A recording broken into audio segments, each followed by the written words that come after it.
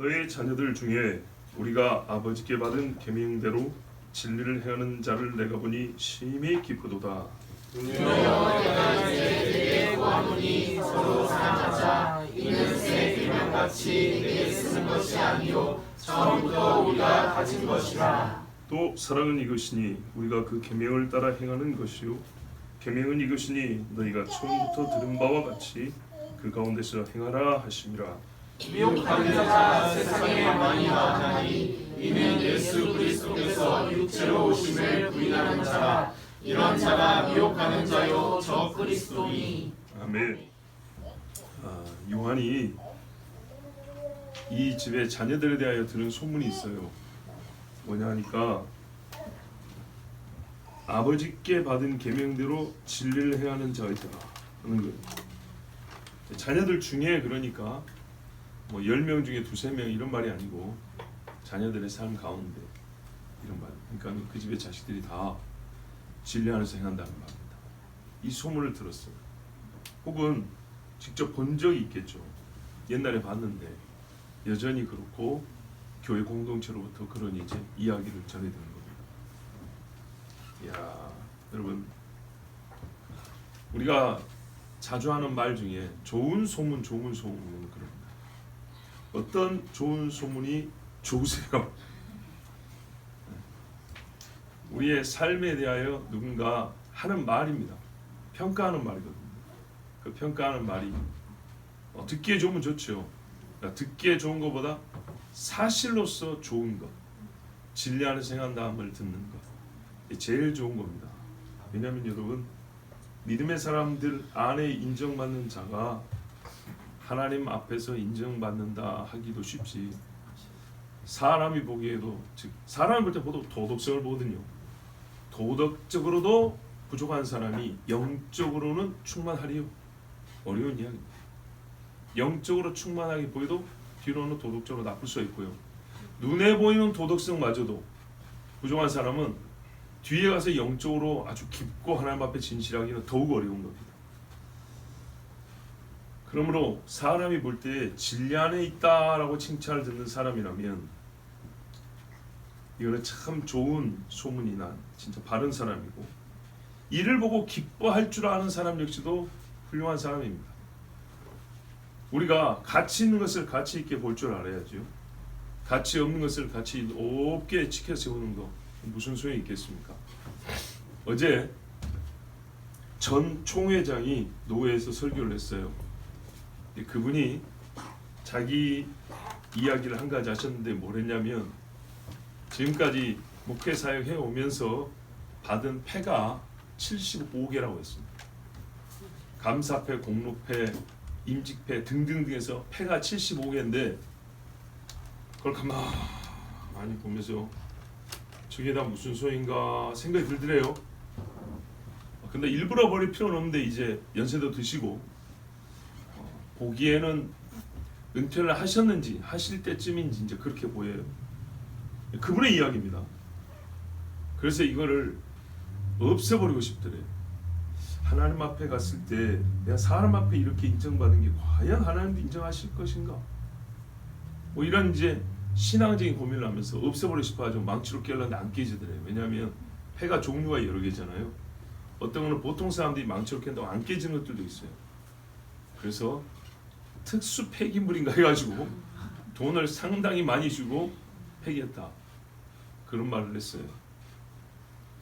요는 뭐냐면 이분이 그것들이 가치 없다는 게 아니라 더 가치 있는 걸 생각하니 이게 그 하나님이 칭찬하시는 칭찬의 가치에 비하면 이 무거운 거를 75개나 갖고 있는 게 무슨 의미가 있겠냐 하는 것.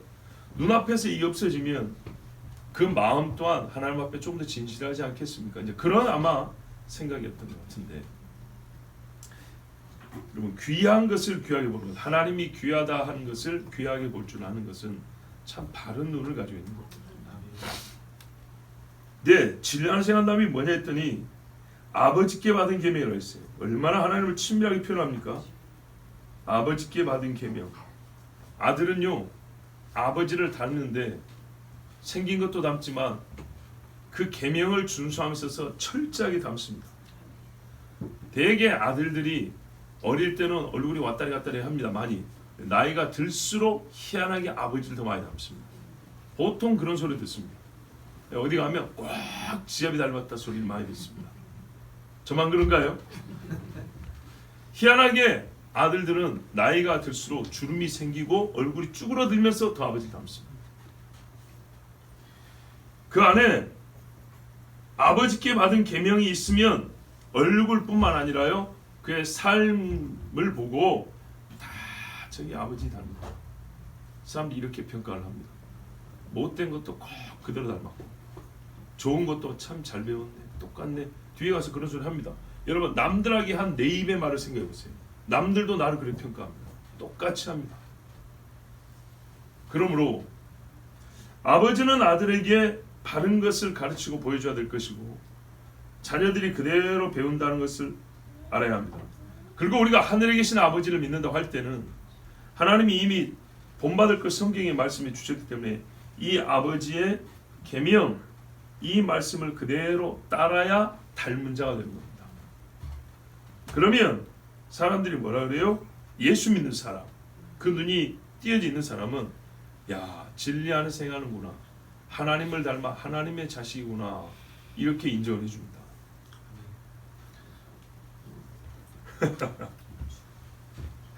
어제 재밌는 일이 하나 있었어요.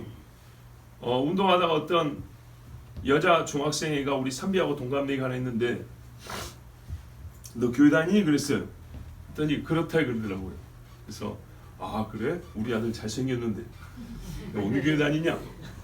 이제 여차하면 며느리 삼으려고 나중에 근데 하여튼 교회 안 다닌다면 전도해 보려고 물어봤어요. 그랬더니 여기 어디 교회 다닌다 그랬어요. 아 그래, 예수 잘 믿어라 하면서 나 목사님이야 그랬더니 애가 아 그래요?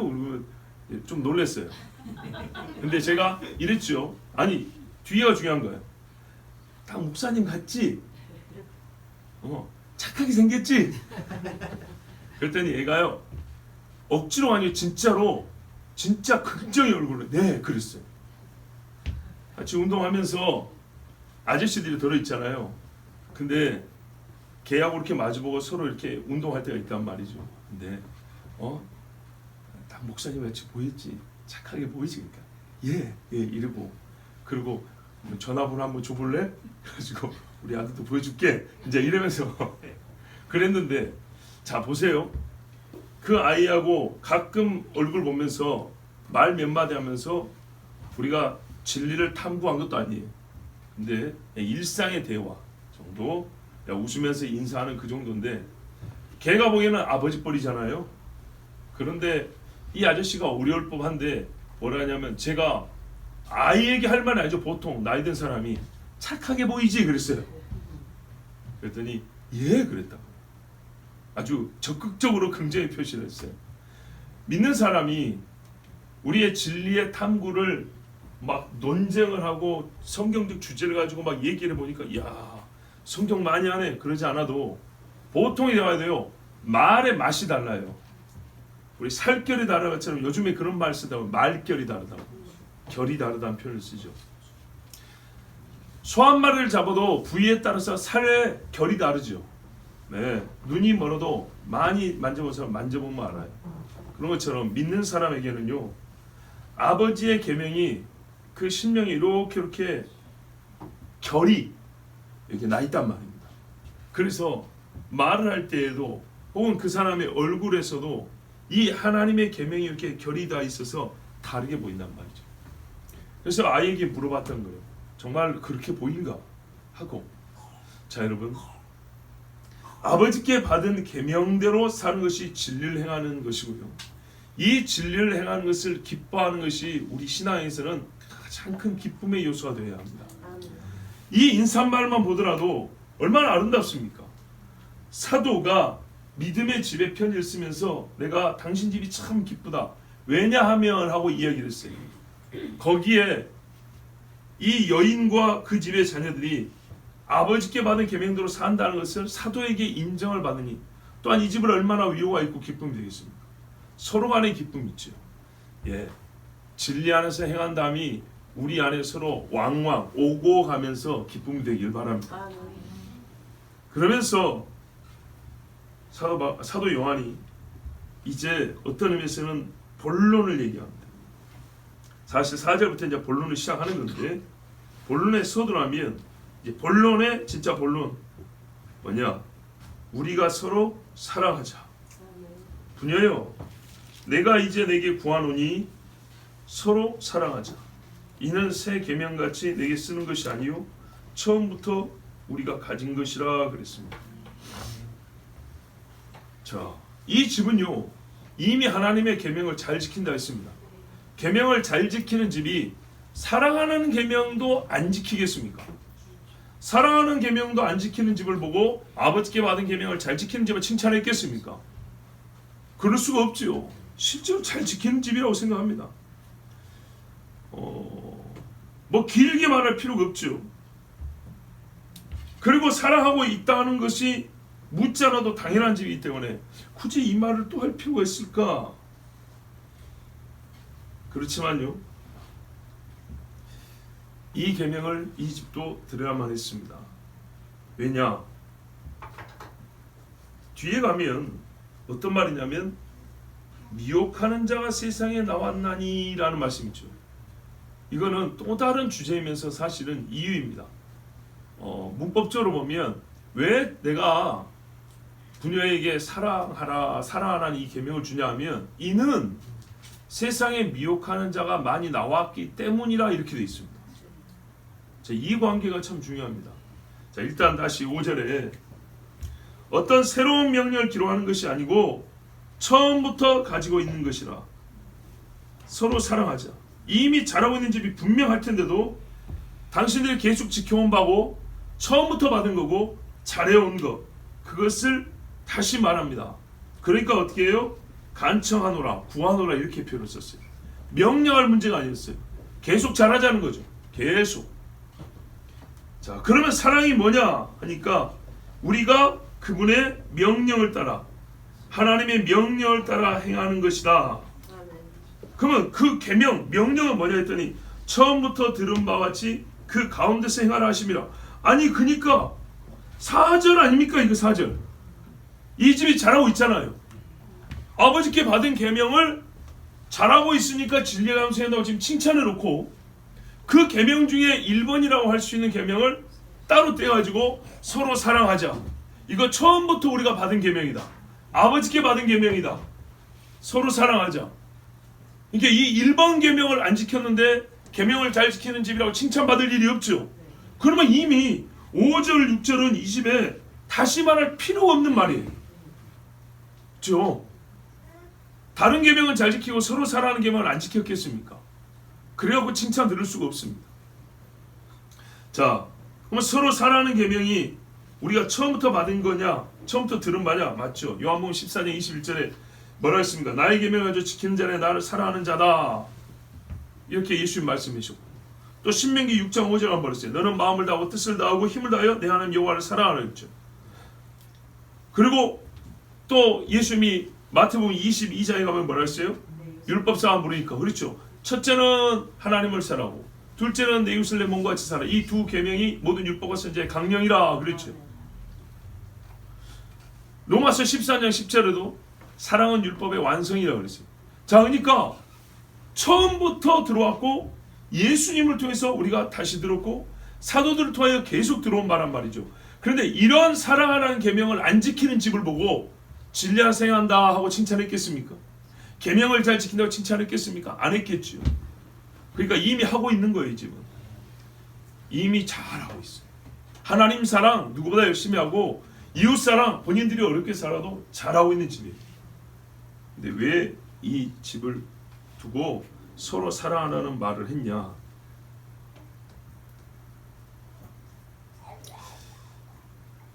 이 사랑하라는 계명이 무시되고 있고 사람들에게 외면을 당하고 있고 중요한 자리에서 밀려나서 덜 중요한 자리로 저 뒤로 천대받는 지경에 지금 그렇게 되는 과정이 있기 때문에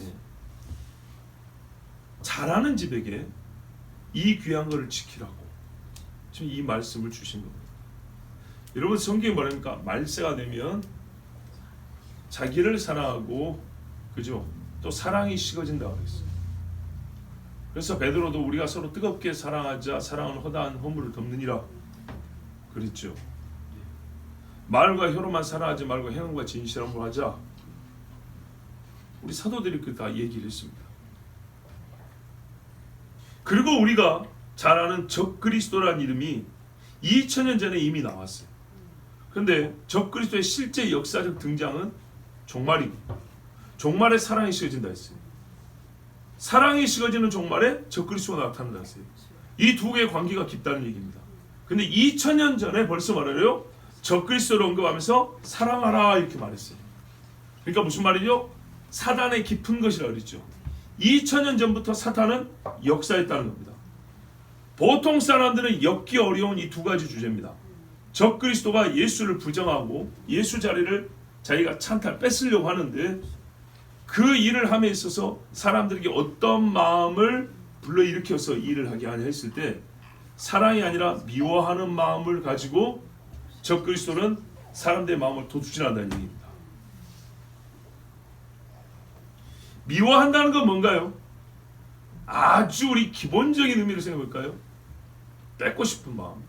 상하게 하고 싶고 뺏고 싶고 내가 더 가지고 싶고 그런 거죠. 예를 하나 볼게요. 압살롬을 보세요. 압살롬이 아버지를 사랑합니까? 아버지는요? 사랑하죠. 원래 죽여야 됩니다. 뭐 앞에 거는 떼더라도 뒤에만 보더라도 지금 아버지 죽이겠다고 전쟁을 하는 중입니다. 그죠? 그런데 어떻게 됐죠? 압살롬 그 잘난 머리가 나무에 걸고 대롱대로 매달려 있죠. 그 전에 전쟁하기 전에 뭐라 하냐면 다윗이 부하들에게 어린 압살, 어리긴 뭐가 어려요 지금. 근데 표현하기를 어린 압살롬을 불쌍히 해서 혹 싸우다가 뭔 일이 있더라도 죽이지 말아달라고 부탁을 합니다. 근데 부하들 입장에서는 말입니다. 지금 사느냐 죽느냐의 문제입니다. 그렇죠? 왕 다윗이 죽어버리면 우리도 다 같이 죽는 거고 압살롬이 죽으면 우리 다 같이 사는 거고 이 사람들의 입장은 다릅니다. 그리고 국가 전체를 위해서도 압살롬이 죽어야 되는 상황이에요. 다윗만 자기 아들이라고 지금 살려달라고 하는 거지. 남의 집 자식들 안 귀합니까? 얼마나 많은 아들들이 죽어갑니까 지금. 제가 말씀드리고 있어요. 다윗은 사랑하고 있습니다. 근데 압살롬은요. 아버지 죽이겠다고 뺏겠다고 미워하면 아니 사랑이 식어지면 그 빈자리는 반드시 미움이 들어오고 미움은 동시에 말하면 상대를 낮춰야 되죠. 그의 지위, 명예, 재산 뺏고 싶은 마음이 자동적으로 듭니다. 자동입니다. 사랑하면요 더 주고 싶죠. 그래서 부모가 자식한테 줍니까? 자식이 부모한테 줍니까? 둘 다 있지만 누가 더 많이 줍니까? 부모가 주죠. 그래서 옛날부터 내려오는 말이 내리사랑이라고 그래요. 정상입니다. 그거는 매우 정상적입니다. 부모는 자식을 못 버립니다. 자식은 부모를 버려도 부모는 자식을 못 버립니다.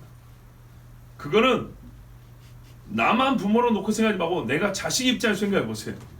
네? 누구든지 그래요. 내 위에 부모와 내 아래 자식을 놓으면 마음이 어디로 기울어요? 내 아래 자식으로 기울는다고요. 부모 똥은 못 치워도 자식 똥은 치운다고요. 이게 정상이고 뭐 그런다고 부모를 공개하지 말아만 절대 아니죠. 성경대로 부모를 공개하는데 본성이 그렇다 이 말입니다. 자, 지금 제가 무슨 말이에요? 사랑을 얘기하라는 거예요. 사랑. 내가 죽어도 내 자식을 살리겠다는 게 다윗의 마음이었다는 거예요. 이게 사랑입니다. 근데 이 사랑이 식어지면요 많은 것들이 무너집니다. 많은 것들이. 진리가 제 비유가 적절할지 모르지만요 진리의 기둥과 터라 그랬어요. 근데 이 땅의 토질이 말입니다. 말하면 사랑이라는 토질이어야 되는데 그렇지 않으면 진리도 금세 허물어지고 밑에서부터 썩기 시작합니다.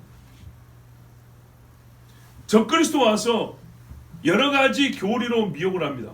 그런데 교리적 오해와 또는 교리적 타락이 반드시 뭘 수반하면요 마음에 미움을 가지고 옵니다. 미움이 없으면서도 나와 맞서는 자와 토론이 가능하다. 나와 반대인 자와 미움이 없이 대화가 가능하다. 이 사람은 신앙의 수준이 굉장히 높고 인격적으로 훌륭한 사람입니다. 그런데 여러분 생각해 보세요. 아무리 가까운 사람이라도 우리 정치적으로만 입장이 달라도 어떤 마음이 들어요? 좋게 시작을 해가지고 입장이 다른 말이 10번, 20번 왔다 갔다 보면 마음에 분노가 일어나죠. 미움이 일어나죠. 그래요.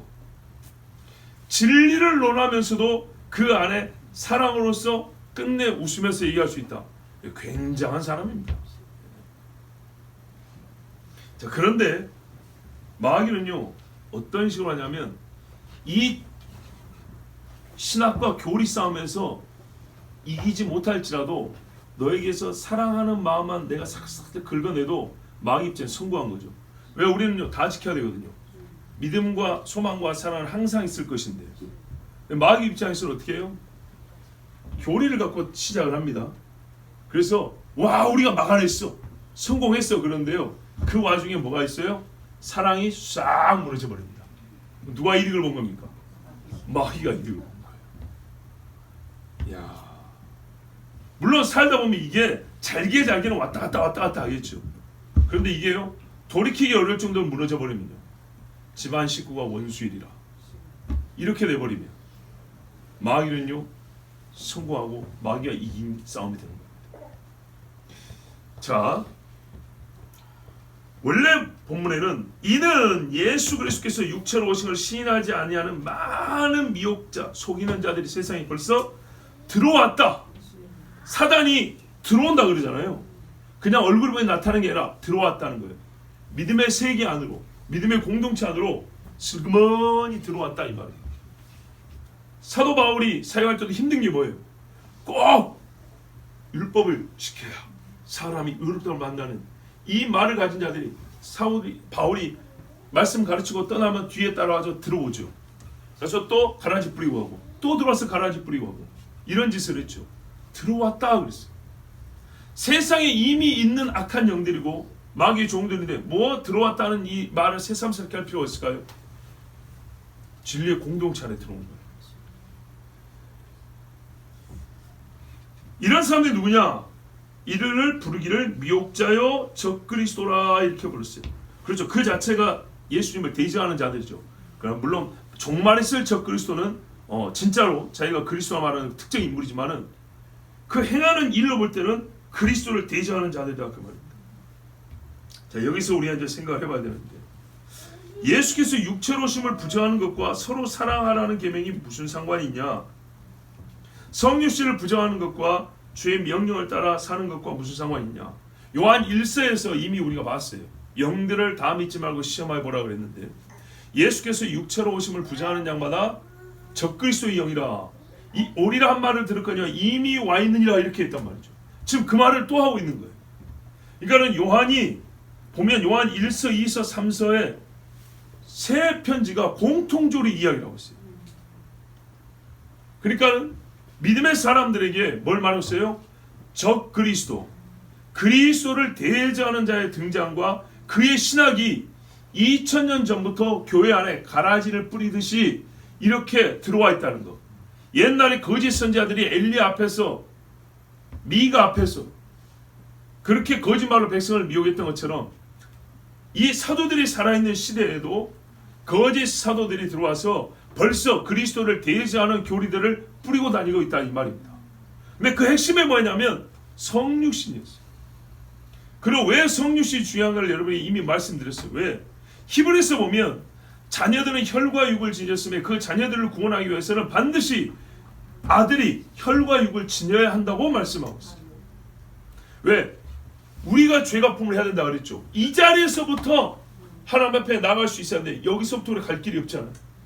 그래서 하나님의 아들이 이 자리에 우리와 똑같이 되셔서 우리를 데리고 간다 그랬어요.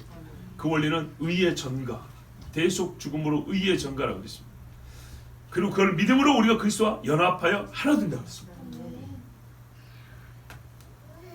그래서 성육신이 없다는 것은 우리의 대속자가 없다는 거고, 대속자가 없다는 것은 논리적으로 구원을 얘기할지라도 우리는 사실상 타락한 적도 없고 죄인도 아니라는 말입니다.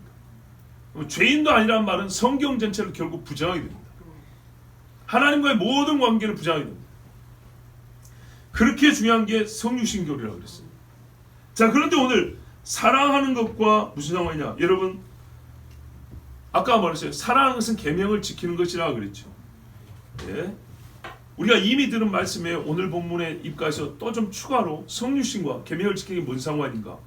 조금만 더 한번 생각해 볼게요. 예수님이 육체로 오셨어요. 그걸 부인한다는 말은 뭐죠?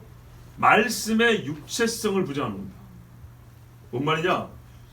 육체가 지켜야 할 규범으로서의 성질을 부정하게 되어 있습니다. 자, 예수라는 사람이 하나님의 아들로 불렸지만 그는 하나님이 육을 입고 이 땅에 오신 분이 아니다. 그러면 우리 대속에 대한 모든 죄와 대속에 대한 모든 것이 다 부정된다 그랬죠. 동시에 뭐냐면 하나님의 아들이 영이 육을 입고 오셨잖아요. 하나님이 육체의 세상에 들어오신 거잖아요. 즉 육체와 하나님과의 관계가 끊어지는 겁니다. 예수 그리스도로 말미암아 이어진 상관관계, 육을 가진 우리 사람하고 영으로 존재하는 그분과의 무슨 관계가 있느냐, 영과 육체가 얼마나 깊은 관계가 있느냐에 대한 이해는 예수 그리스도가 육체를 입은 걸 통해서 우리가 깨달을 수가 있고 배울 수 있는데, 예수님이 없어버리면 아무리 깊게 생각을 하려고 해도 육체의 머릿속으로는 영의 세계로 가보려고 해도 올라가다 상승고도 한계에서 또 내려오고 또 내려오게 되어 있습니다. 자, 하나님의 영으로서의 그 본질에 대해서도 우리는 하나님에 대한 이해가 그러니까요 많이 떨어질 수밖에 없습니다. 왜 그러냐? 예수님이 그랬죠. 우리가 육이기 때문에 영이신 하나님을 못 봅니다. 보여주십시오. 보고 싶습니다 그랬어요. 그때 예수님이 말했어요. 나를 본 자는 아버지를 보았다 그랬어요. 자, 얼만큼 하나님이 우리에게 자기를 가까이 오셔서 보게 하는지 알겠죠? 예수님이 없어버리면요 항상 인간의 요 갈급함으로 끝난 거예요. 보고 싶습니다. 보고 싶습니다. 볼 수 있어요? 없어요? 없어요. 근데 하나님은 우리에게요 자기를 직접 보여주시기까지 하여 자기를 계시하고 싶은 거예요. 즉 하나님의 계시가 우리 육체에 맞닿았다 이 말입니다. 처음부터 계신 말씀이 육신이 되심에 우리가 그를 보고 듣고 만진 바 되었느니라. 영이신 하나님이 우리 육체에 닿았는데 이 닿음이 없어져 버린다고요. 성육신을 부정하면 하나님이 어딘만큼 사람에게 자기를 보여주셨냐, 이렇게 표현하지만은 신과 인간이 어느 정도로 가까워졌냐 할 때 성육신이 없어버리면 닿은 적은 없고 먼 발치에서 서로 바라보는 정도로 끝나는 겁니다. 하나님의 말씀을요 그렇게 보면 되는 겁니다. 어떤 특별한 신비한 세계를 본 사람은 영해를 이렇게 보고요, 우리는 그들이 해준 말이나 듣고요 도무지 감잡을 수 없는 신비한 세상의 이야기를 듣는 것이지, 우리 삶에 직접적으로 육체와 직접적인 상관이 있고 육체의 세계를 직접적으로 주관하고 통치하는 하나님의 말씀으로서는 들을 수가 없다는 말입니다.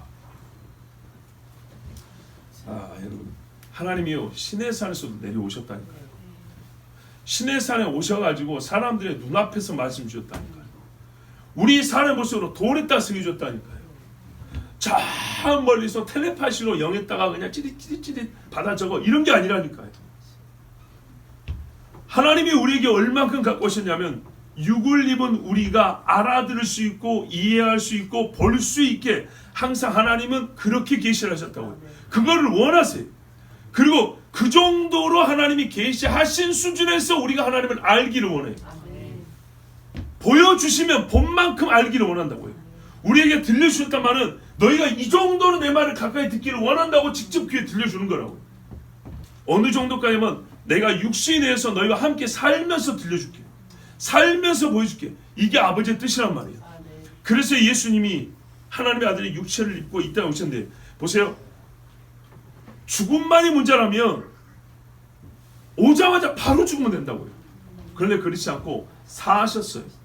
같이 사셔서 인간들과 함께 하셨어요. 그래서 성경이 말해요. 모든 사람과 같이 그 육체를 갖고 시험도 동일하게 겪으셨고 죄가 없으시니라. 그가 우리 육체에게 누가 우리 대속자인지 보여주셨다고요.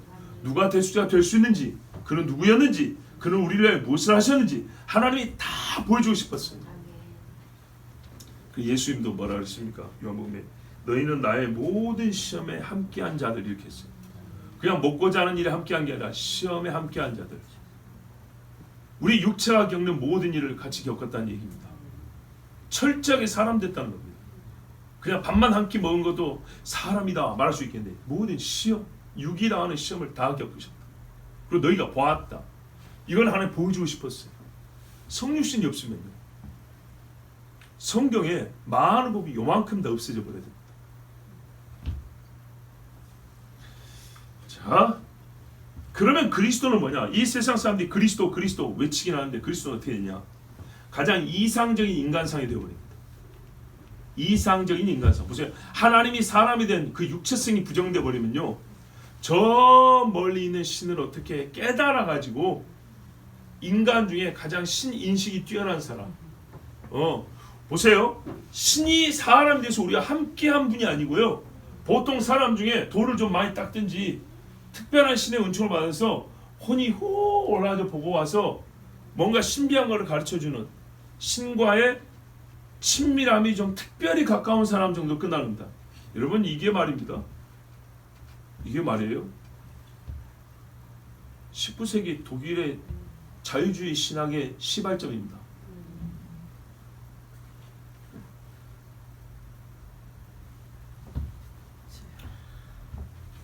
가장 정신적으로 영적으로 진보된 상태의 인간상이 되어버립니다. 결국은 여기서 올라가는 인간 중에 최고로 높은 겁니다. 하나님이 오신 것이 아니고 여기 있는 사람들 중에, 그것도 뭐예요? 그 어떤 보이지 않는 세계에서 신과 어떤 접촉을 하는 사람, 뭐 이티하고 마주친 것처럼 말이죠. 그런 사람으로서 누구나 부러워는 하겠지만 도무지 실제로 우리가 하나님을 보았다고 말할 수 없는, 그냥 그래서 어때요? 진보된, 정신적으로 진보된, 영적으로 진보된 그런 인간 중에 하나로 그려지는 겁니다. 그러니까 여러 종교인 중에 하나 되는 겁니다. 왜? 그런 사람은 많거든요. 이런 사고와 믿음에서는 죄가 역시나 실체가 없는 인간의 자기 발전을 위하여 발명된 개념이 되어버립니다. 무슨 말이냐? 우리의 삶을 보니까 우리 죄를 많이 짓는다는 거죠. 그렇죠? 죄를 많이 짓으니까 서로 불편한 거예요. 해가 있고. 그래서요, 이 해를 없애고 고통당하지 않고 그렇게 살려니까 어떻게 해요? 우리가 도덕이 필요한 거예요. 이게 유명한 독일의 철학자 칸트가 한 말입니다. 신이 있어서가 아니라 우리가 짐승처럼 살지 않기 위해서는 도덕이 필요한데, 문제는 도덕이 권위가 어디서 나오냐는 말이에요. 왜 인간은 그러해야 하느냐라고 말할 수 있냐는 거죠. 네가 뭔데? 그래서 어떻게 해요? 인간보다 높은 권위자가 필요한 거예요. 그래서 인간은 신을 필요로 한다는 거예요. 신이 있어서가 아니라 가만두면 인간들이 사는 군상을 보니까 서로 찌르고 고통을 준다는 거죠. 그러면 우리가 서로 고통 없이 좀 잘 살아보려면 뭐가 필요해요? 최소한 도덕이란 게 필요한데, 도덕이 어디서부터 나오나 할 때는 인간이 벌써 나오면 도덕이 말이 안 되는 거예요. 신이 주었다고 해야 된다는 거예요. 인간이 똑똑해서 도덕이라는 걸 만들어냈는데 권위가 없어, 권위가. 그래서 신이 주었다라고 해놔야 어떻게 사람은 예의하고 든다 이 말이죠. 그럼 우리가 좀 덜 힘들다 이 말이에요. 죄도 좀 덜 짓고. 그래서 신을 필요로 하여 신을 만든 거예요. 똑똑한 인간들이죠. 제가 그 말이에요. 죄는 실체가 있어서가 아니고요, 하나님이 규정한 사망에 이르는 것으로서의 실체가 아니고요, 뭐예요? 인간이 보다 더 인간답게 살기 위해서, 특히 이제 진화에 가면 가장 진보된 동물로서 살기 위해서 우리는 항상 어떻게 해요? 자기 발전을 해야 되는 거죠. 여기 멈추시면 안 되죠. 더 나아지고 더 나아져야 되겠죠. 더 나아지기 위하여 우리는 좀 기분 나쁘지만 죄라는 개념을 수용을 해야 돼. 그래야 우리는 이 불편하고 이 고통스러운 데서 더 나아질 수 있어. 이해가 되십니까? 성육신이 없으면 이런 오만 잡다한 생각들이 저절로 나오는 겁니다. 결국 나를 위하여 죽을 그리스도가 없습니다. 하나님이 세상을 이처럼 사랑하사 없습니다. 우리가 살아야 될 하나님 없습니다. 하나님 사랑이 근거한 형제 사랑 없습니다.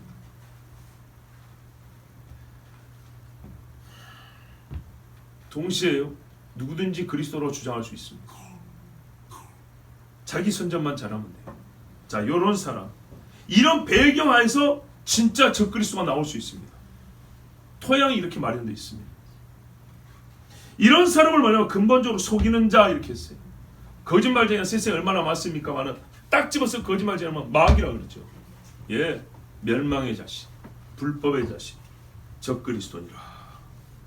여러분, 사도 요한이 지금 몇 차례 걸쳐서 강조하는 바이기 때문에 우리가 주의해야 됩니다. 장차 적그리스도는요, 예수의 육체로 오신 메시아됨을 부정하고 다른 신앙을 주장할 건데, 이것이 바로 성육신을 부정하는 것. 그리고 사람들에게는 이런 신신학으로 말미암아 싸움을 붙일 것이며, 결국에는 미워하는 마음이 커져가서 바른 신앙이 자랄 토질로서의 사랑을 싹 제거해서 계속 악한 신앙만 일어나고 그 가운데서 나가 그리스도라고 주장할 수 있습니다. 왜? 우리가 알고 있는 정통의 그리스도는 하나님의 아들이 육신을 입고 오신 건데, 그 말씀이 깨져버리면 다른 신학에 의해서 그리스도가 나다라고 주장할 수 있는 신학적 배경이 마련된다는 얘기입니다. 여러분, 진짜 심각한 상황은 요한의 생존시에 이미 이러한 신학을 가진 자들이 나타났다는 겁니다. 많은 속이는 자들이 세상 속으로 들어왔다 그랬어요. 그럼 지금 어떨까요? 더 많겠죠. 그럼 우리가 해야 할 일이 뭐죠? 영적 분별해야 되죠. 성경에 나와 있어요. 분별하라. 적그리스도와 그의 종들을 가려내야죠. 그래서 쫓아내야죠. 요한계시록에 나와 있어요. 필요한 일입니다. 그런데 우리는 말씀을 잘 봐야 됩니다. 사도 요한이 그걸 몰라서 아니라 오늘 첫 번째로 가르쳐 준 게 뭐예요? 그러니까 서로 사랑하라고 그랬어요.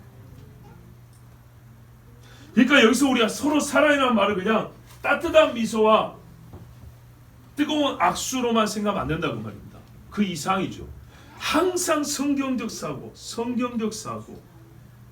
말씀의 논리는 뭐예요? 말의 이치를 따라가 보라는 말이에요. 그게 뭡니까? 분명히 뭐라 했어요? 너희는 서로 사랑하는데 미혹하는 자라 그랬죠. 미혹에 빠지지 않게 서로를 돕는 것. 이게 사랑의 하나의 형태입니다. 진리를 기뻐하며 불의를 기뻐하지 않냐고 미워한다 이렇게 돼 있어요. 분명히 고린도전서에. 내가 미혹에 빠지지 않는 것부터 시작하고 형제가 미혹에 빠지지 않도록 뭐라 써야 돼? 그를 불 가운데서 끌어내며 사랑하지 않으면 절대 이렇게 안 합니다. 진실로 사랑하는 그리스도인은요, 형제의 영혼을 가장 위하게 됩니다. 가장 위하게 됩니다. 여러분, 오늘 우리 교회 장로님께 고마운 일이 있습니다. 아시죠? 말씀 다 안 들어도 아는데, 성경에 보면 너희가 나에게 이럴 때 뭐 해주지 않냐면 뭐 해주냐면 예수님이 그랬잖아요. 언제 안 했습니까? 지극히 작은 자에게 아는 거 나에게 아는 거다. 또 오른편에 자에게는 너희가 이렇게 나에게 이렇게 해줬으면 저렇게 해줬으면 우리가 언제 주님께 그리 해줬습니까? 지극히 작은 자에게 한 것이 나에게 한 것이라. 우리 주님이 그랬죠. 오늘 우리 교회에서 그 좋은 일을 하신 분들이 계십니다. 사랑함이죠. 미워할 수 있습니까? 어떻게 보면 교회를 욕되게 하고 신앙의 공동체를 괴롭게 한 형제에 대하여 찾아가 위로하고 우리의 귀한 물질을 나눌 수 있습니까? 쉬운 이야기가 아닙니다. 서로 사랑하는 그와 함께 진리를 실천하는 것이면서 진리의 말이 나오면 여러분 어떻게 되겠어요? 그 사랑에서 더 잘 자라겠죠. 오늘 요한도 이렇게 표현했어요. 분이하라고 했잖아요. 그래서 뭐라 그럽니까? 간청하노니. 조금 과장되게 번역했으니까는 권면하노니. 바울이 빌레몬에게 편지를 씁니다. 이렇게 했어요. 내가 너에게 명할 수 있으나 뭐라 했어요? 내가 구원하노니 이랬어요. 자, 저에게도 저보다 나이가 한참 어린 우리 성도들이 있습니다. 그리고 어릴 때부터 관계가 시작된 분들은 어떻게 보통 우리가 편하잖아요. 반말할 수 있고 명령조를 할 수 있습니다. 그렇지만 나이가 한 살 한 살 들면서 어떻게 합니까? 그렇게 하면 신뢰가 되거나 무례가 되는 경우가 있습니다. 서로 편하니까 가끔 그럴 때도 있지만 서로 공적인 자리는 어떻게 해요? 높여주는 것이 서로에게 바른 것입니다. 바른 것이고 마음에 뭡니까? 존중을 받고 또한 주의 일을 함에도 실제로 좋습니다. 빌레몬에게 분명히 뭐라 했어요? 바울이 명할 수 있으나 그런 관계입니다. 명할 수 있는 관계지만 내가 명하지 아니하고 부탁한다 그랬어요.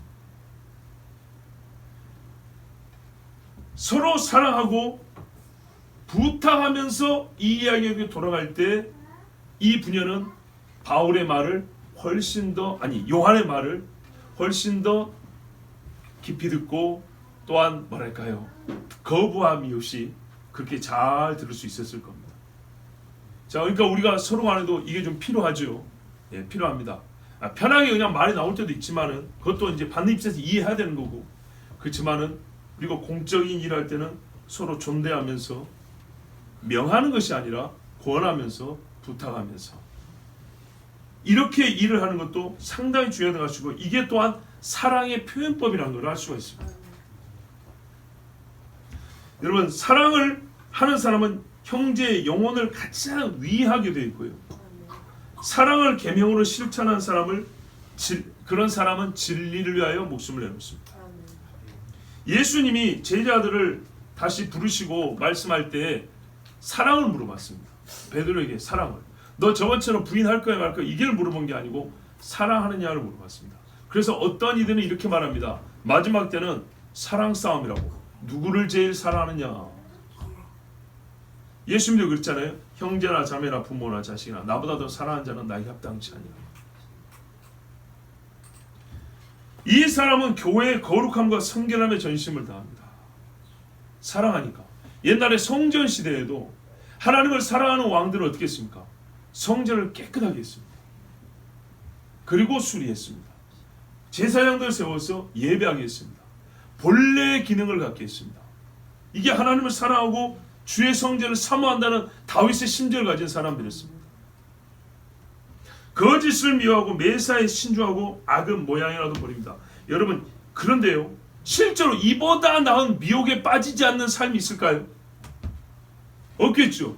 여러분, 신학책을 이만큼 봐가지고 교리로 투철한데 마음이 메말라가지고요, 짝대기 바람이 살짝 불어도 스쳐가도 상처가 날 정도로 말라갖고 있어요.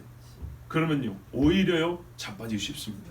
이런 나무도 습기, 물기를 어느 정도 머금고 있고 그래야 되죠. 사람도 마찬가지죠.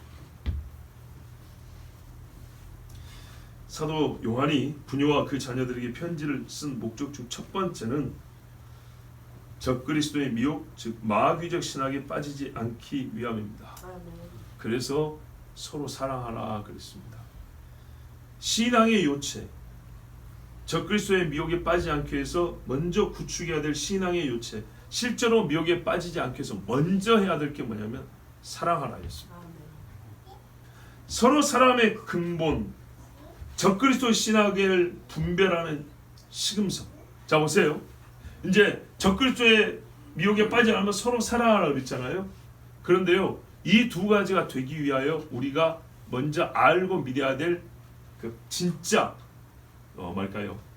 이 가장 밑에 있는 기반아, 그 뭐냐면 그리스도의 성육신입니다. 그리스도의 성육신에 대한 믿음이 있으면 하나님이 나를 얼마나 사랑하는지 알고 그 사랑으로 살아가면서 하나님의 말씀을 지켜나간단 말이죠. 사랑해야 계명을 지키고, 계명을 지킨 사람이 사랑하는 거고, 그랬을 때 이보다 더 나은 적그리스도의 미혹을 이겨내는 방법은 없습니다. 그리고 결국에는요, 그가 없애려 하는 게 이 성육신교예요. 이게 우리가 여기서부터 시작해서 하나님을 사랑함으로 형제를 사랑함으로 살아가면 적그리스도가 우리를 무너뜨려 하는 데는 불가능하고, 혹 할 수 있다도 굉장히 어렵습니다. 왜요? 방어막이 두터우니까. 자, 예수 그리스도의 성육신, 요한 사도의 교훈을 잘 들으십시오. 우리의 신앙인의 인사는 요한 같아야 되겠고, 우리 대화의 목적도 영혼을 사랑하고 그 영혼을 지키기 위함이어야 되겠습니다. 여러분 아시잖아요. 그때보다 지금이 더 악하다는 것을. 그러므로 어느 때보다도 이 말씀은 우리에게 필요합니다. 우리 함께 이 시간에 기도합니다. 하나님 아버지, 우리가 예수 그리스도를 누구로 믿고 있는가 하면 하나님의 아들 육신을 입고 이 땅에 오신 하나님으로 믿습니다. 그러나 마귀는 이것을 깨뜨리고 무너뜨림으로 말미암아 우리로 하여금 하나님 없는 사람, 스스로 신이 되겠다는 사람, 예수 메시아를 가장 발전된 인간상 중에 하나로 여기는 정말 말도 안 되는 지옥에 빠질 수밖에 없는 거짓 교리를 만들어 믿게 합니다. 주여 미혹에 빠지지 않게 하여 주시옵소서. 하나님의 말씀을 처음부터 들은 대로 순종하여 지키게 하여 주시고 주님을 많이 사랑하여 절대로 아버지 미혹에 넘어가는 일이 없게 하여 주시옵소서. 성도 안에 서로 사랑도 깊어지게 하옵소서. 우리가 진리로 서로 교제하게 하옵소서. 신앙의 인사부터 요한과 같게 하여 주시옵소서. 우리 주여 한번 기도합니다. 주여